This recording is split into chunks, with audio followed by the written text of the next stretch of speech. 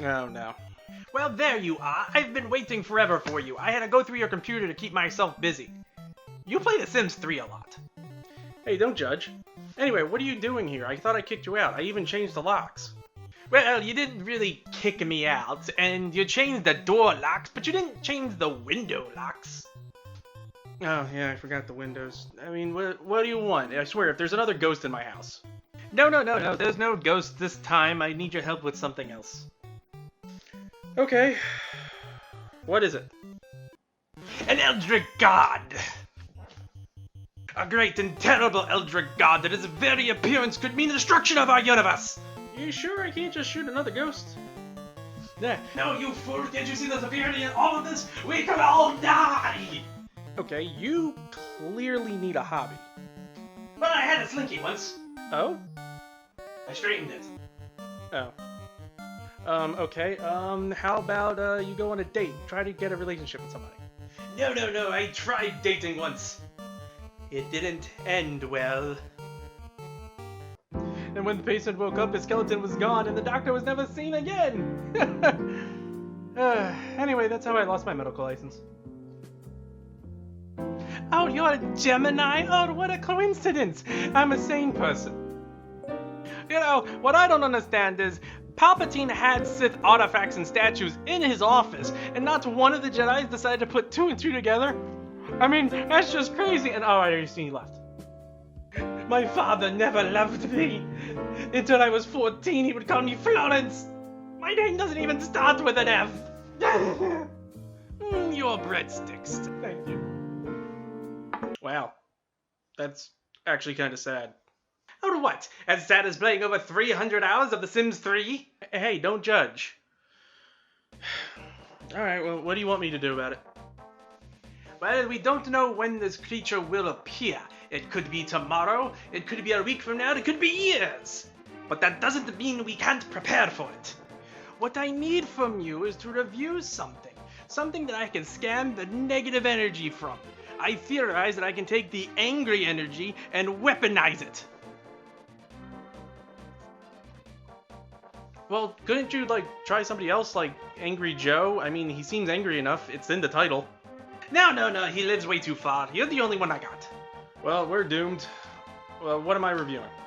Well, I think I have the movie just lined up for you. Tell me, what's the one thing hardcore Christians hate? Gay marriage? Besides that. Different religions? Besides that. Harry Potter? Besides that. Pokemon? Besides that. Evolution? Besides basic science? Besides fun? Dungeons and Dragons!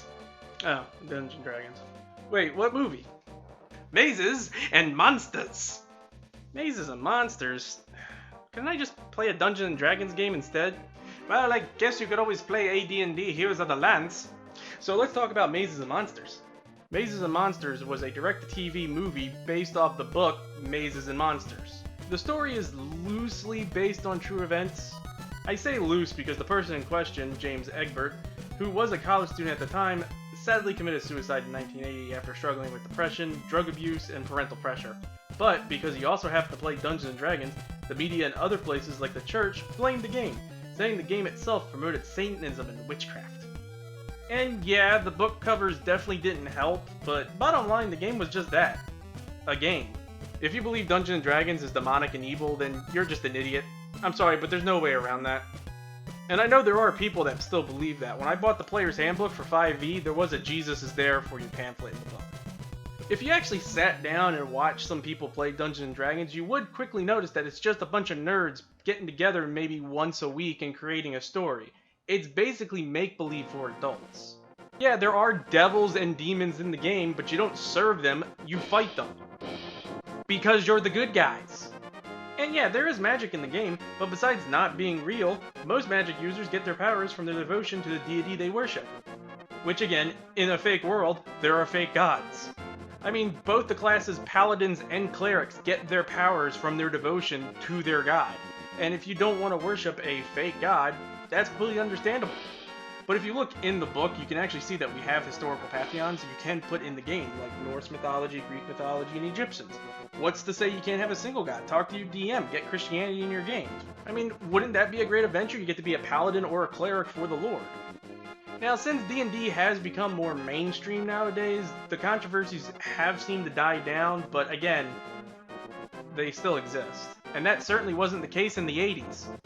Anti-D&D groups, book burnings, and places outright banning the game because they believed the game to be evil. One of the brightest students here, but ever since you involved yourself in those wicked RPGs, your grades have been going down steadily, month by month. RPGs aren't that bad. RPGs are a far-out game. The spells, poison, battles, maiming, killing. Yeah, but it's all imagination. Is it? But people tend to hate things all the time. I mean, you change D&D with any kind of video game nowadays, and you basically have modern time.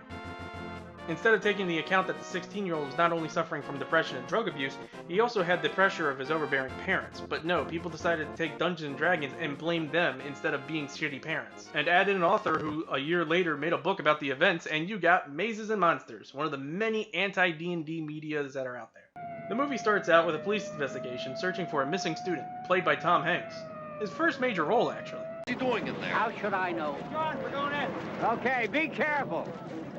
Look, we heard a game of mazes and monsters got a little out of hand over at the university. Seconds, bud. Now, Mazes and Monsters is a fantasy role-playing game in which the players create an imaginary character.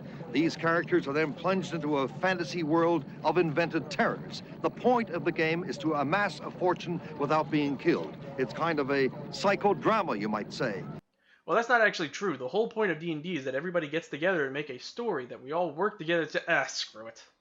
The movie shows the four main characters, JJ, Kate, Daniel, and Robbie.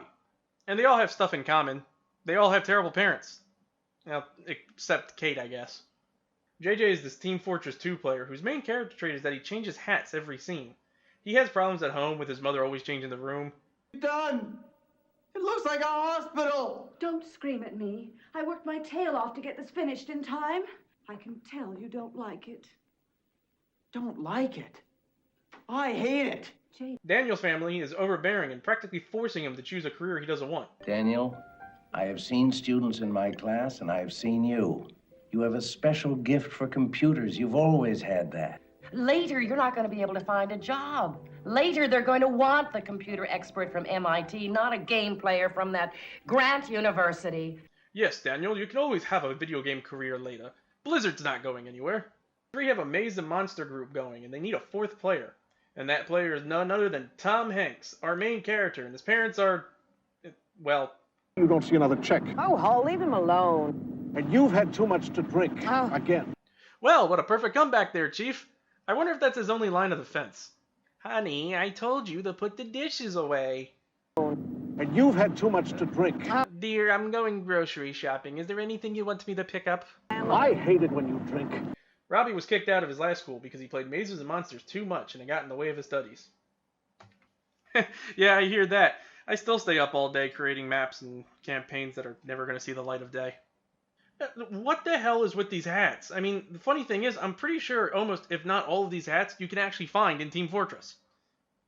Robbie walks upon the ad for the group looking for a fourth player, and JJ immediately invades his personal space. As you do.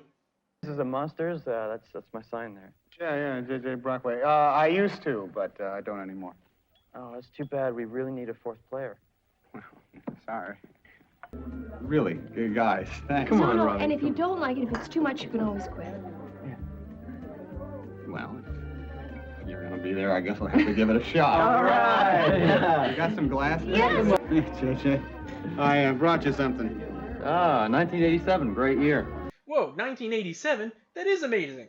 Considering how this movie came out in 1982, Robbie must be a Time Lord. So, with their fourth player, they proceed to the game session, and they introduce each of their characters.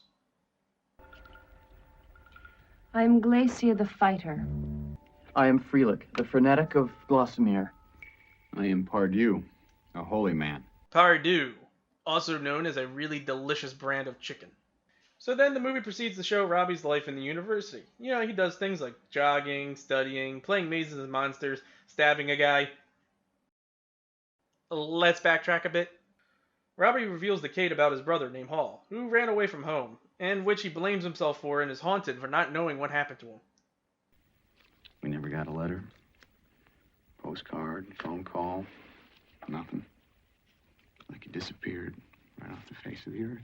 He came up into my room and woke me up and said that he needed all of my money so that he could go to New York. Well, actually not knowing is the worst.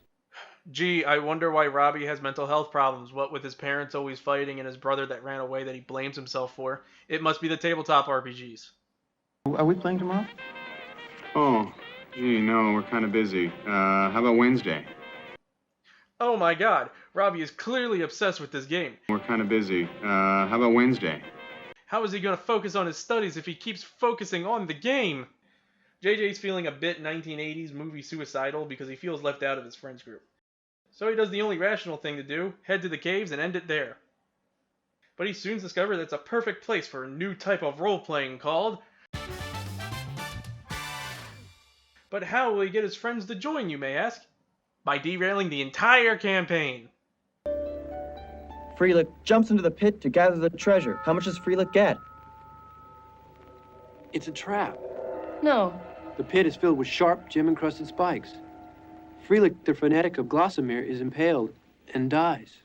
Part you save him. Use your power to raise the dead. Well, I can't. I don't have enough points to raise the dead. Oh, hell. Aw, JJ, that was really stupid, jumping into the pit without using your sonar first. I had players do dumber stuff. Walking down the hallway, you're met up with a locked door. The door looks to be reinforced with what appears to be mithril, and What was that, Barbarian? So you proceed to lick the doorknob. JJ then offers his new campaign idea to the group, who all agree to join. All in favor of starting a new game in Pequod Caverns, say aye. Aye. Aye. All right. We'll get expelled. We'll have to keep it absolutely secret. Aye. Most unrealistic part of this movie, everybody's schedule seems to sync up. You are entering the secret mazes of the evil Verations. Somewhere within dwells the wicked Ak-Oga, the most fiendish monster of them all. His awesome wickedness is matched only by the greatness of his treasure. This LARPing session doesn't really seem that fun, and even when they played Mazes and Monsters Inside, it seemed so boring that even Freelick decided to end it all. Freelick jumps into the pit to gather the treasure. How much does Freelick get? But oh man, this cave has everything. Bats! Rabies, Party City skeletons, speaker surround sounds, apparently. Powers. You have 2 questions. Is the skeleton evil? No. Is it helpful? Time will tell. No, those are terrible questions to ask him. You may ask any 3 questions to the skeleton. I was once a knight in the king's royal court. My death is a mystery, even to me, but I do suspect foul play was involved. My mother's secret brisket recipe is as follows. Beware of the sacrilege. The party decides to split up. Not a good idea. Never split up the party, especially in D&D 1st and 2nd edition. Definitely not a good idea in a cave going deeper into it with all the dark methane and other dangerous gases. Plus no way out if you're lost. There is a reason to not explore caves alone, children. A monster! A monster! A monster! A Gorville! A Gorville! A Gorville! The fuck is that? Is that? So the DM inevitably punishes the group for splitting up by having the cleric one-on-one a creature.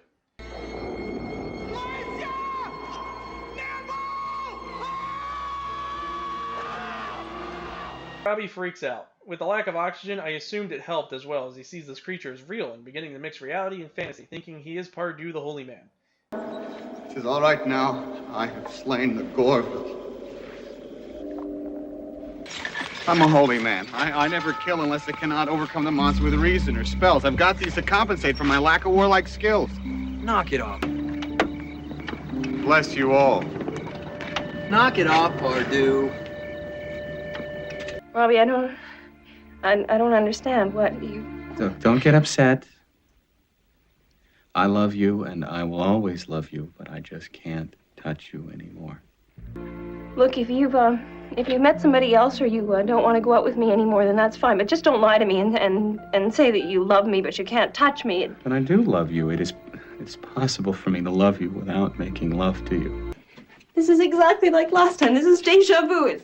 Deja vu? Wait, this isn't the first time you had a boyfriend think he was a D&D character and went nuts? Yeah, it was probably a bard. You know, being this close to Robbie, Kate should definitely know what's going on, being able to hear what's going inside his head. That's all, folks. Robbie starts getting visions of a man named Great Hall, sending him on a quest to New York, leaving behind a map for his friends to find. Hey, this isn't our maze. Do you think Robbie was involved with another game? Oh yeah, clearly. Not finding Robbie, the group decides to call the cops and file a missing persons report, hiding the fact that they played their game in a cavern. But the detective proceeds to interrogate them all anyway. You're a good friend of Robbie's, right? Yeah, he's... Excuse me, you said were? Oh, sorry. What were you going to say? Oh, I was going to say that Robbie's a terrific guy. Everyone likes him. When you last saw him, was he depressed or moody? Anything out of the ordinary? I don't think I've ever seen Robbie depressed. He's a very peaceful guy, into spiritual things. Who else was in the caverns? I don't know. I don't even know if Robbie was playing. But you said he was your good friend. Yeah, but he doesn't tell me everything. All I know is that he mentioned them once or twice. What do you guys think happened? One of the players Robbie played with got carried away and killed him. Well, that's kind of far out. Mazes and Monsters is a far-out game. Swords, poison, spells, battles, maiming, killing. Hey, it's all imagination. Is it? You best be careful, kid. First you start off with the easy stuff like 5e, but then soon, that's not enough. You're gonna want more. So you get into the Pathfinder. Then you'll eventually get into the sci-fi stuff, your Edge of the Empire and Cyberpunk, till you're all lost in knowing your role. That's it? What? The Great Hall. It's not a place, it's a person. Robbie's brother's name was Hall, the one that ran away. His brother ran away on Halloween at his own birthday party, and they've never seen him since. What else, Kate? Kate, there's got to be something else. What else did he say? Where are they? Where are they? Hey, numbnuts, if he's going after his brother, chances are he's going to New York. The two towers are probably not fictional. The Twin Towers. He's going to the Twin Towers. But no, they don't figure that out until Robbie stabs some thugs and becomes sane enough to call Kate. Thank God. Kate, I'm in New York. New York? Robbie, are you all right? What happened? Oh, no, I can't remember. Robbie, it's going to be all right. Where are you exactly? There's blood on my knife. Knife? What happened? It's on my hands. I think I killed somebody. I know I killed somebody. Yeah, oh yeah, that was me after I saw Transformers the last night. You think Tom Hanks has this movie in his resume? No jokes, I'm just curious. Real. Oh, where's my brain? The two towers are the Twin Towers, the World Trade Center. Yeah, no shit, Sherlock. So they finally crack the code and head to the Twin Towers, catching Robbie before he jumps to perform a fly spell and reach the Great Hall. Going to join the Great Hall. You can't. It's a trap. I have spells. Luckily, they stop Robbie by breaking his delusion. Maze control. Yes. And I have absolute authority in this game. No, Bard, the king clearly said, slay the dragon. Game? Game.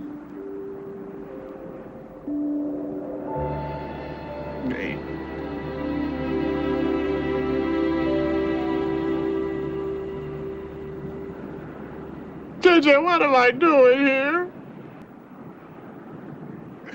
Kate, why can't I remember? How the hell does THACO work, JJ? He's running back, getting some air. But before you go, I want you to know I don't blame any of you for what happened to Robbie. You didn't know it, but he was fragile at the time. Well, the game was an outlet for him, I guess. Wait, what? Anyway, I just want you to know it had nothing to do with any of you. Wait, the movie in the end actually talks about his mental problems and doesn't blame it on the game? Huh. Yeah, you really do. Freelik! Aren't you dead? Didn't you die when you leaped into the pit? Hey, come on, Robbie, stop fooling around. It is you, Freelik. You have been restored to the living. Whoever did that is a great holy man. I don't know. Looks like Robbie needs to up his meds. This lake is enchanted, and beyond there you see the great forest. Now, the innkeeper and his wife fear the forest, and they warn me to stay away. I feel there must be some evil force dwelling within it. If we could vanquish that evil, the innkeepers and his wife could live happily and in peace. Come on, adventuring party, we can take my newly acquired squire, Wilson. Isn't that right, Wilson? Wilson says yes. Kingdom of the evil Veracians, ruled by the wicked Ak-Oga. Within this forest lies terrible danger, but also a wondrous treasure. Shall ye enter? Aye. Yeah, and Robbie, at the end of this quest, you can get a magical item. The Jacket of Everlasting Hugs. And so, we played the game again, for one last time. It didn't matter that there were no maps, or dice, or no monsters. Pardieu saw the monsters. We did not. We saw nothing but the death of hope, and the loss of our friend. And so we played the game until the sun began to set, and all the monsters were dead. Unfortunately, the monsters in Robbie's heads were in fact a group of Boy Scouts. There were no survivors. To give this movie credit, it doesn't really blame mazes and monsters and paint it as this demon spawn game that most movies do, like Darkest Dungeon. I mean, besides the detective and the newscaster. Now, Mazes and Monsters is a fantasy role-playing game in which the players create an imaginary character. These characters are then plunged into a fantasy world of invented terrors. The point of the game is to amass a fortune without being killed. It's kind of a psychodrama, you might say. Mazes and Monsters is a far-out game. Swords, poison, spells, battles, maiming, killing. Hey, it's all imagination. Is it? The movie, in the end, seems to be about mental illness. But that isn't to say that this movie didn't help produce propaganda against D&D. Following this movie's release, it brought about anti-D&D groups and overbearing or heavily religious parents doing everything they can to stop their kids from having fun. And it seems like it wasn't really until video games showed up that they let up on D&D. But even then, it kind of seems to be a little bit untrue. Yeah, but I guess until the next big thing comes, they're going to focus on blaming video games. So, Professor, was that good enough? No, it was good, but definitely not enough to fill my doomsday device. What? I mean, my save the planet device, yes. For the good, you see, against the aliens. The Eldritch God, you mean? Yes, of course. I require further study. I will return with another experiment. Good day. That reminds me, I should change the locks in the windows. Fear not, Ranger. Barbarian, magician, thief, cavalier, and acrobat.